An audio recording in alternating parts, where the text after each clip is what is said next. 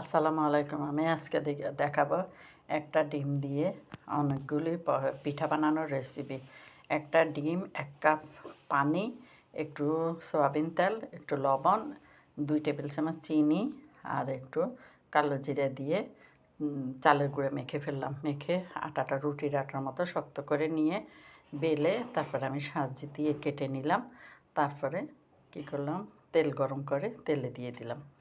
এই যে দেখুন, অনেক সুন্দর করে ফুলে উঠবে আমার পিঠা। স্টার এবং গোল শেপ, আবার বিস্কুটের শেপও আছে, ছোট ছোট শেপও আছে। যখন যেটা পাইছি সেটা দিয়ে করেছি। দেখুন পিঠাগুলি ফুলে যাবে। তারপরে 2 ফিট একটু উল্টাইয়ে দেব। 2 ফিট যখন ভালোভাবে লাল হয়ে যাবে এবং মচমচে ভাব আসবে, তখনই আমি সবগুলি উঠিয়ে ফেলব। এটা ছিল আজকে আমার বিকালের নাস্তা। সাথে চা ছিল, কিন্তু চাটা ভিডিওতে আসেনি। আপনারা এইভাবে পিঠা বানিয়ে 1 মাস ঘরে রাখলেও কিচ্ছু হবে না। একটু বক্স ভরে টেবিলে রেখে দিবেন, আসতে যাইতে যে যখন ইচ্ছা খেতে পারবেন।